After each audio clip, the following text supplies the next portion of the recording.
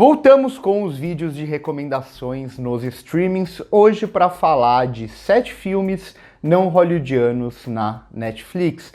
Tem bastante coisa, até mais coisa do que eu pensava, por mais que a maioria desses filmes não sejam recomendados pelo algoritmo, mas ainda assim tem bastante coisa boa. Eu vou comentar sobre esses 7 filmes, um de cada uma das nacionalidades. A única regra desse vídeo é não repetir nacionalidades, não são meus filmes favoritos dessas nacionalidades, como sempre, apenas 7 recomendações, inclusive filmes brasileiros, por exemplo, eu já tinha recomendado vários e vários filmes nas últimas listas. Peguei um que eu não tinha recomendado ainda. Japonês, a mesma coisa. Indiano, a mesma coisa. Enfim, vamos para a recomendação de 7 filmes não hollywoodianos na Netflix que você precisa assistir. O primeiro filme é um filme de terror argentino chamado História do Oculto, um filme bem interessante que vai trabalhar muito com uma lógica quase de tempo real. Então é como se fosse um último programa específico daquele programa muito famoso que se tem na televisão, um programa de entrevistas. Enquanto isso a gente vê nos bastidores aqueles que estão junto com quem organiza o programa, tentando desmascarar e tentando mostrar toda uma história de ocultismo em tempo real. Então a gente vê o programa pela televisão, enquanto a gente vê eles ao fundo, né? A gente vê eles tentando articular para resolver aquilo, tudo de uma forma muito desesperadora, tudo muito apressado, porque eles têm aquele tempo do programa, aqueles 90 minutos para resolver tudo. É um filme que trabalha com uma lógica parecida com o que Entrevista com o Demônio fez recentemente, outros filmes já tinham feito anteriormente, mas aqui ele consegue trabalhar bem essa dinâmica, principalmente de muitos espaços e esse tempo curto para se resolver tudo. É um filme realmente assim muito angustiante, eu gosto muito de História do Oculto. O segundo filme da lista, vamos para o Japão, para falar de Estúdio Ghibli, para falar do meu favorito do Estúdio Ghibli, inclusive um filme que já tem crítica aqui no canal. Eu estou falando de Princesa Mononoke. Gosto demais de Princesa Mononoke, eu gosto do Estúdio Ghibli bastante de forma geral, mas Princesa Mononoke para mim é de todos o que melhor funciona, né? Dentro dessa lógica de um Miyazaki até um pouco mais violento, digamos assim, né? Que vai falar muito sobre essa questão ambiental. É um filme com a cara do Estúdio Ghibli em todos os sentidos, mas com personagens, com essa relação com a natureza que eu acho que funciona realmente muito bem. Assim, é o filme que mais funciona para mim do estúdio e é um filme que ele acaba sendo até uma porta de entrada maior, digamos assim, que era um estúdio que já era conhecido mundialmente e tudo mais, mas Princesa Mononoke ser distribuído nos Estados Unidos fez com que os olhos mundiais se voltassem mais para o estúdio. Eu acho um filme brilhante, assim, uma das minhas animações favoritas. Se você não assistiu, não perca tempo. Tem tudo, basicamente, do Estúdio Ghibli na Netflix, muita coisa boa, mas Princesa Mononoke é certamente o meu favorito. O terceiro filme da lista, para não perder o costume, tem que ter um filme de ação indiano, e o dessa vez é Jawan. Jawan, que desses todos que eu recomendei, é talvez o que eu menos goste, mas ainda assim eu acho um filme bem legal, desse cinema extremamente rocambolesco, desse cinema que são filmes até um pouco mais longos, mas que vão reunir vários gêneros em um só, né? Então vão ter sequências que para uma sequência musical, vão ter essas muitas revelações.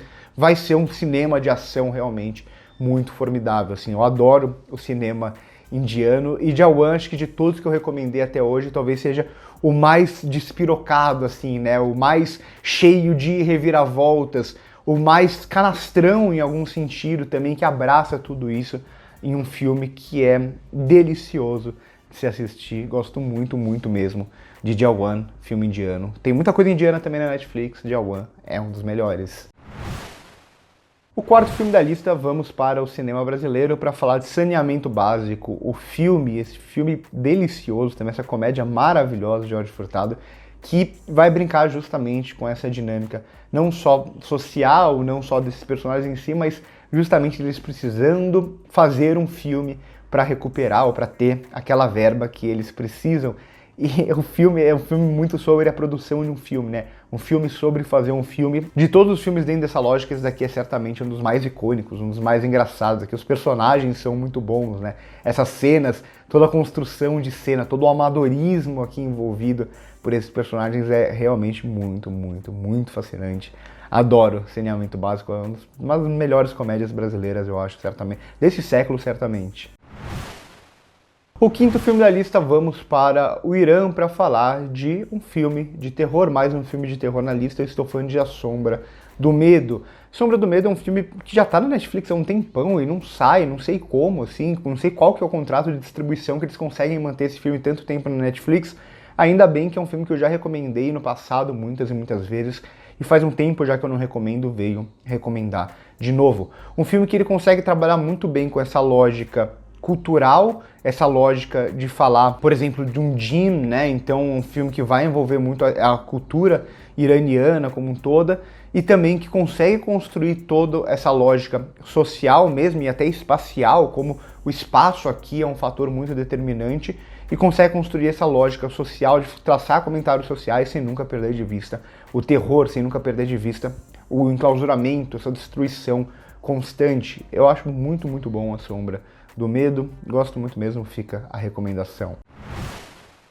Sexto filme da lista, vamos para o México para falar de A Noite do Fogo, filme da Tatiana Hueso, mais um desses filmes que vão trabalhar dentro de uma lógica social muito específica. Aqui não é exatamente um terror, mas ele vai trabalhar muito com elementos do terror mesmo, né, da angústia envolvendo essas personagens, um filme que vai retratar muito uma realidade bastante específica aqui e vai focar principalmente nessas garotas, na relação com a mãe e toda a opressão e como elas têm que se desdobrar para tentar sobreviver ali. É um filme bem tenso, assim, gosto muito, não tô tentando revelar muita coisa da trama porque eu quero que vocês assistam a esses filmes, mas eu acho A Noite do Fogo realmente um filmaço que eu vi numa mostra de São Paulo, acho que de 2021, se eu não me engano, e é um filme que me marcou bastante.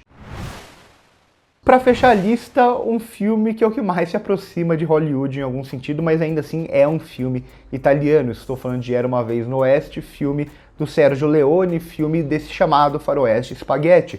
Faroeste Spaghetti, ele trazia muitos atores americanos, por exemplo, né? A gente até vê essa brincadeira que o Tarantino faz em Era Uma Vez em Hollywood, né? Quando o personagem do DiCaprio vai filmar na Itália e tudo mais, mas eram faroestes italianos filmados na Itália por diretores italianos que até tinham alguma parceria de distribuição com os Estados Unidos. Às vezes eram falados em inglês, às vezes não eram falados em inglês, mas ainda assim são por essência filmes italianos. E Era Uma Vez no Oeste é talvez o grande faroeste de todos os tempos, né? O Sergio Leone é realmente um diretor formidável que vai trabalhar com aquilo que veio antes no gênero, com John Ford e tudo mais, mas ele cria toda uma lógica própria em cima, né? Eu gosto muito da trilogia dos dólares, fico muito dividido entre o terceiro da trilogia dos dólares e esse daqui. Trabalho de som impecável, de trilha sonora impecável, um filme que vai estar falando de alguma forma sobre a construção da sociedade americana e toda a sua violência, né? Então a cena de abertura, né? Toda a sequência de abertura já é muito icônica nesse sentido, né? As duas sequências de abertura, tanto a do trem e principalmente a da família ali, né? A família sendo alvejada, a família sendo liquidada, tudo para o suposto progresso passar. Acho Era Uma Vez no Oeste um filme fantástico, assim, um dos filmes da minha vida. Fica a recomendação para você que não assistiu, não perca essa oportunidade, é um filmaço, Era Uma Vez no Oeste. Então por hoje é isso, curte o vídeo se gostou, se inscreve no canal se ainda não é inscrito, passa no primeiro comentário fixado para ver as minhas outras redes sociais, meu curso, meu cineclube, que eu produzo com tanto amor e carinho para você que gosta de cinema. É um prato cheio, por hoje é isso e corta.